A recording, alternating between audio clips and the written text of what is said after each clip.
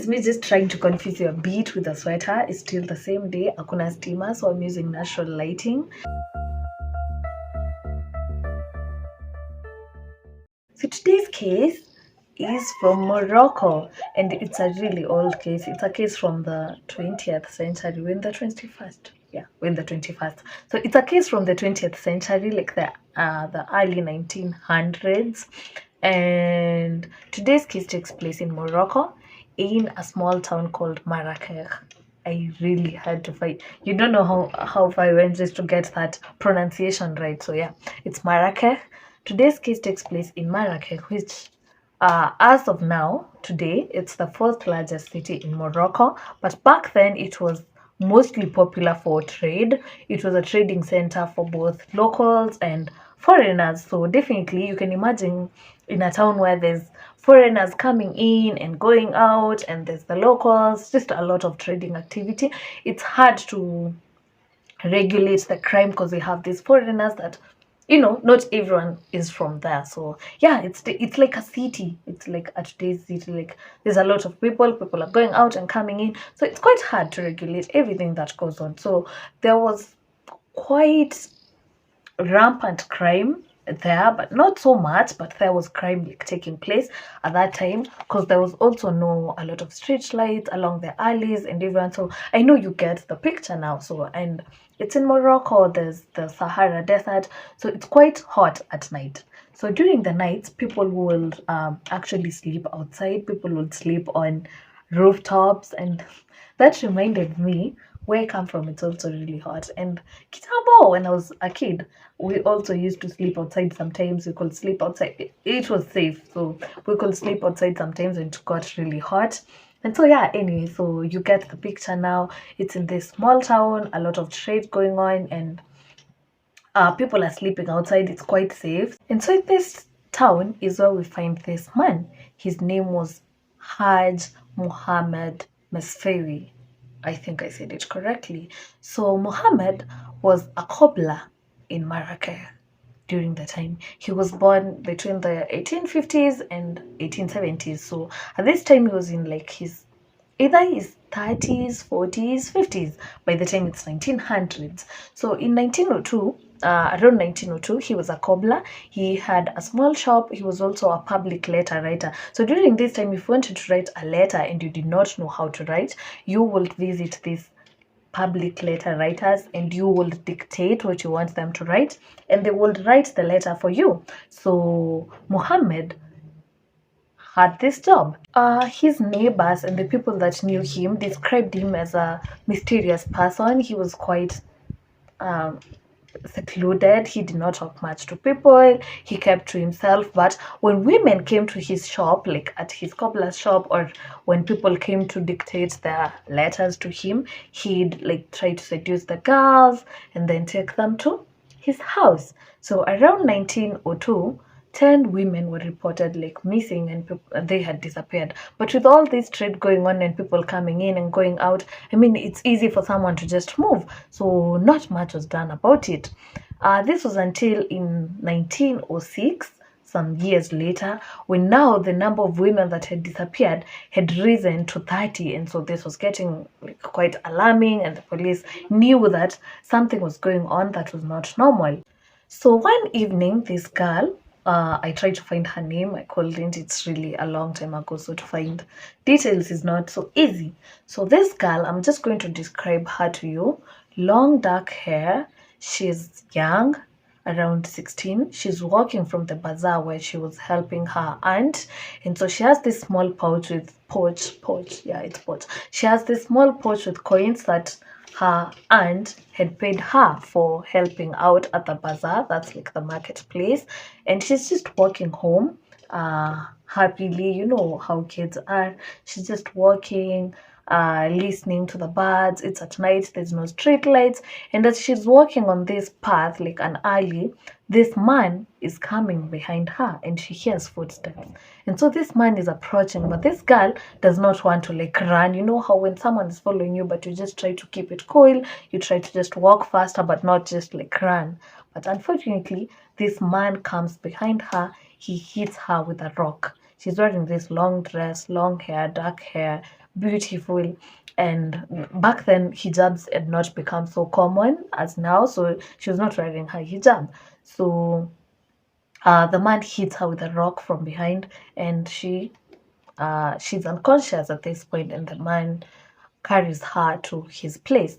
When she wakes up, when she comes to, she's in this house. This man is standing in front of her, and from a distance, there's the kitchen, and she could see this old woman that was just walking around the kitchen, like maybe cooking or something. And while she was there, definitely she's scared to death at this point. This man asks her to undress, and the girl is hesitant. So while the girl is hesitant and try to plead with the man, please don't, please just let me leave, the man uh, moves behind and he's giggling. And I should have given a warning when I began. It's going to get really graphic. It's the only way I can describe it. So yeah, if you cannot handle hearing that, you might want to skip ahead kidogo. So the woman that was in the kitchen, she comes to where the girl was, and she tells the girl to do as the man has said, or the woman, the old woman, was going to kill her. So this woman, if you think it's like a younger woman, it's a 70-year-old woman. Her name was Anna, and she was, no one gets the relationship between her and Muhammad, but she lived with Muhammad. And so she tells the girl to undress and do as the man says, or she was going to kill her. And so this man undresses this girl.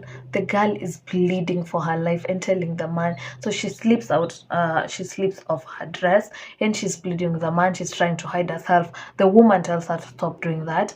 And she's pleading with the man and telling the man, I am a virgin, please don't. I have never done this. I am still young. Please don't, just spare my life. Please don't rape me. But the man definitely wouldn't hear any of that. Actually, on hearing this, now he really wanted to do it. And so he grabs the girl, puts her on the floor, and he shoves his thing inside of her, definitely breaking her hymen, and she's bleeding all over the place. It's so painful for her, definitely, and she's screaming in agony, she's screaming in pain. But she noticed every time she screamed, it's like this man was getting off of that. So yeah, she tried to stay strong for her family, just think about her family and stay strong. This man was definitely not going to stop.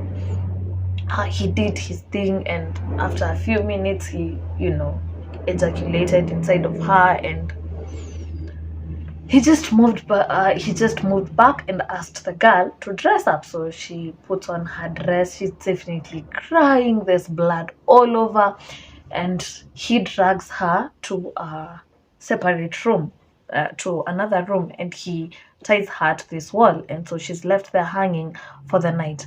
So the next day the man leaves for work, and while this girl was tied up there, the old woman Anna comes into the room and brings this girl water. Now this is the next day. So the girl is drinking the water, definitely so thirsty, definitely so hungry at this point, scared to death, and she takes this water, unbeknownst to her that this was the only thing that she was going to eat on that day. And so she takes this water, and the woman leaves. The woman tells her that she was going to come back. However, in the evening, Mohammed comes from his cobbler job. He comes back home and he goes to the room, and definitely the girl was waiting for this. He brings her, like now, close to the kitchen, and the old woman is watching. And so the girl undresses and he repeats the same thing. He rapes her. This time he was raping her from behind. And so the girl is facing forward. She's throwing up. She's definitely screaming in pain, screaming in agony. She's so weak at this point. And the man takes out a knife. While this girl was pleading for her life and telling him, please do not kill me, please, I will not tell anyone, he just takes a knife and sticks the knife into her breast.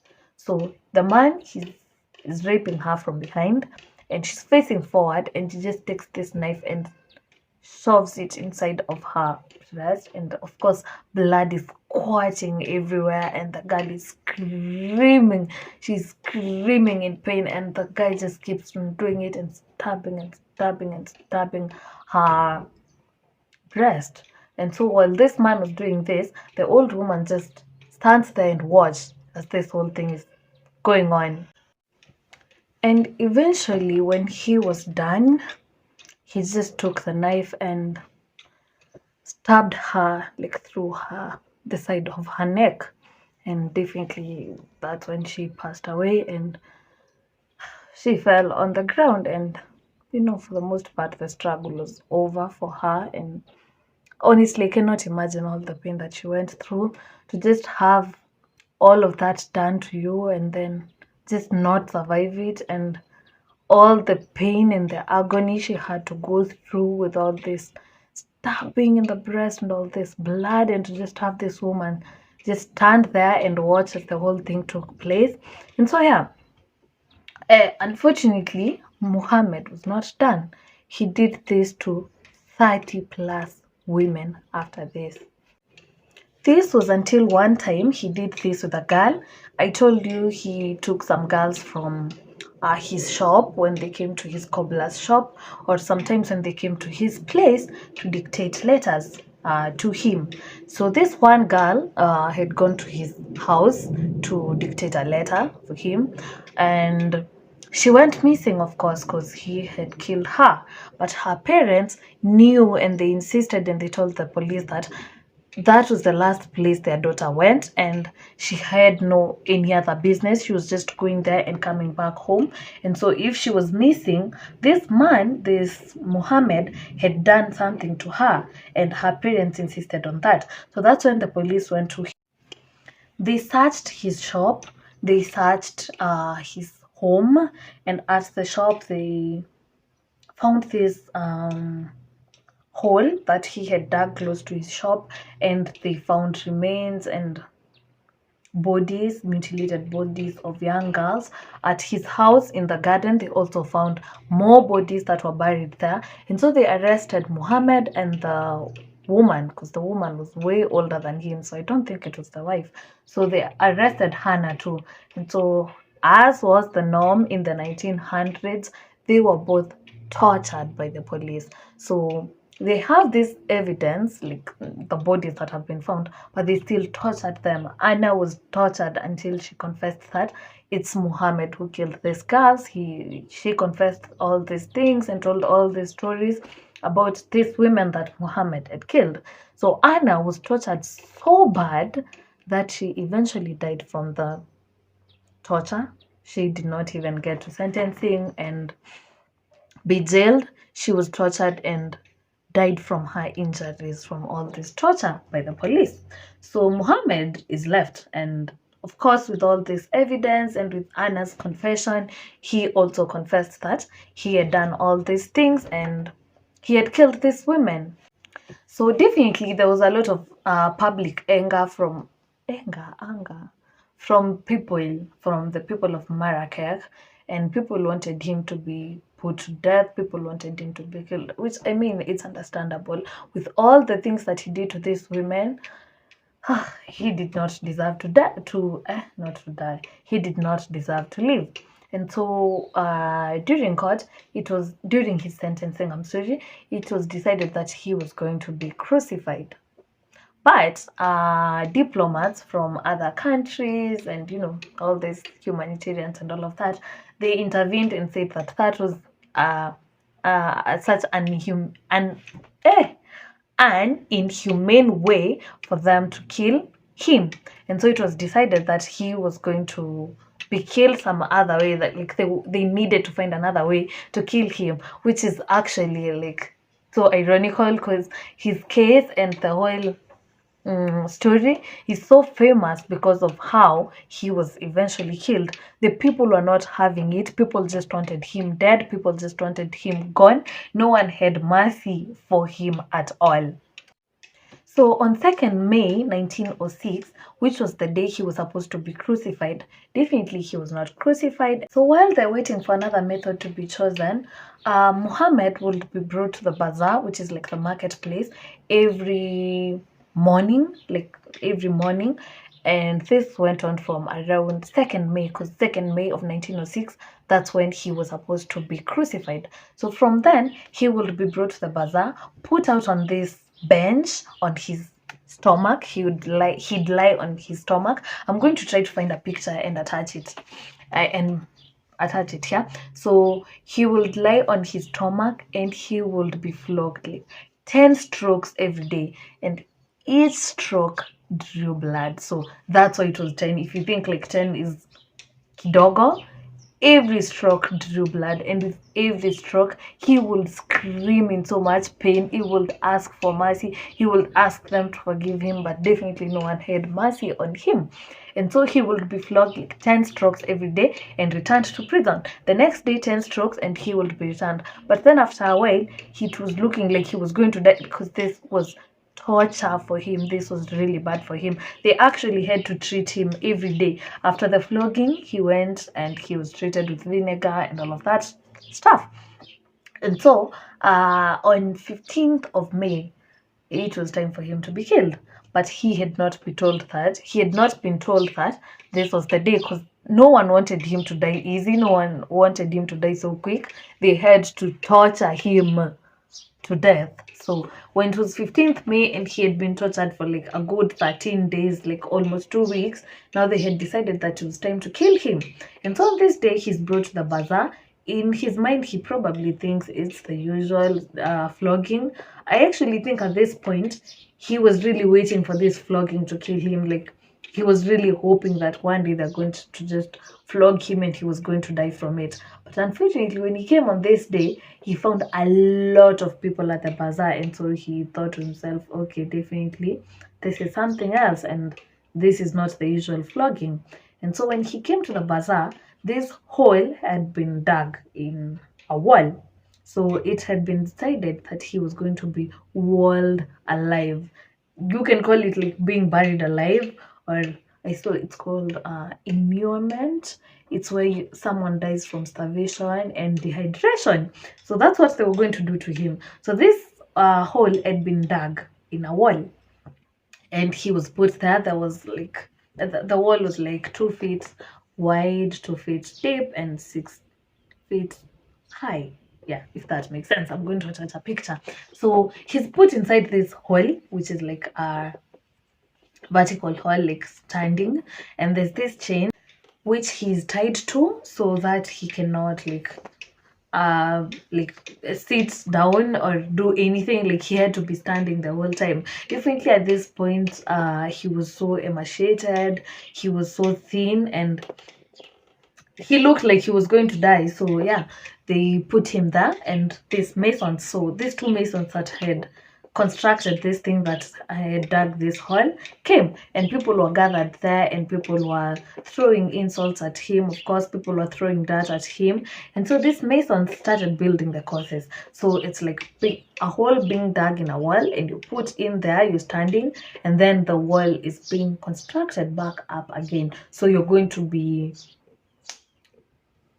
left inside a wall, basically, like he was going to be inside the wall.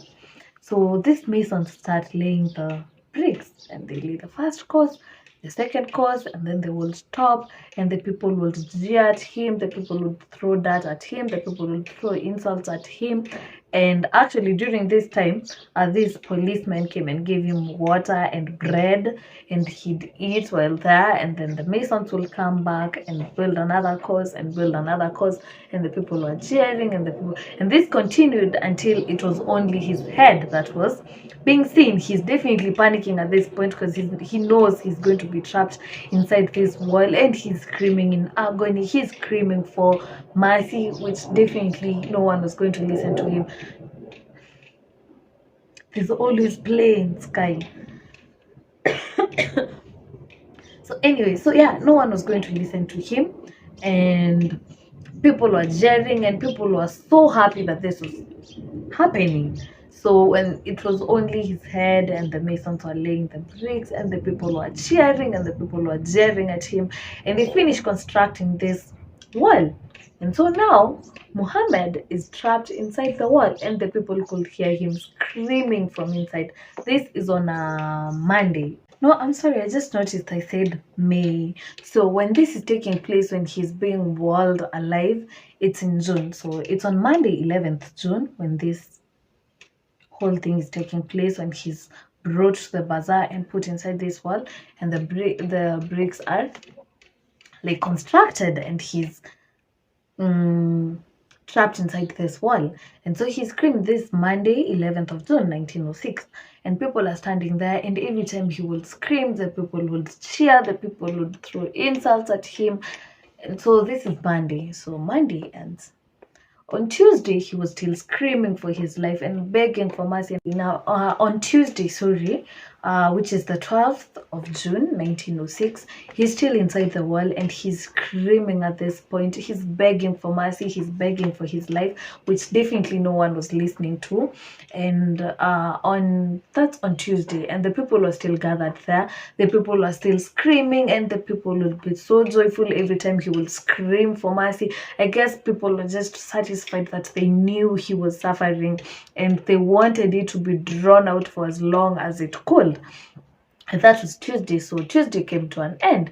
And on Wednesday, people come to the market as usual, and they're cheering and they're happy that he's trapped there. It's been 2 days. They know he's suffering, and people are so happy about this.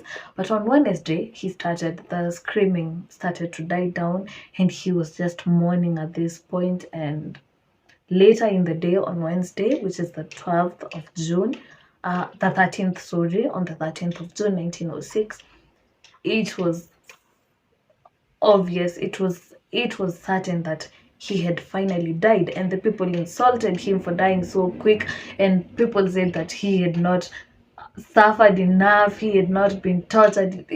People were so angry at this man, and so yeah, he died inside this wall, and business went back to usual. People were back doing their trade, and people were back doing their things. And yeah, in total, he had killed about 26 women. Okay, not 26, 26 bodies were found, but he's said to have killed like over 30 women. And so yeah, that has always remained as one of the most famous serial killer cases in Morocco from the 1900s that has been recorded. And honestly, even from hearing all the cases about serial killers that have been put to death, I think that is one of the most brutal ones. If you've heard of something worse, please tell me. That I think that was one of the most cruel ways, and I think they probably should still have that for monsters like him.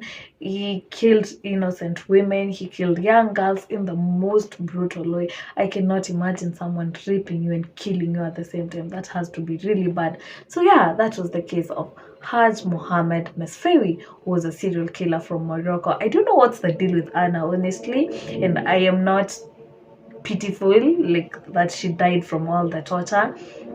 Yeah, what do you think about the case? Did you know about the case? And yeah, which case do you want to see me cover?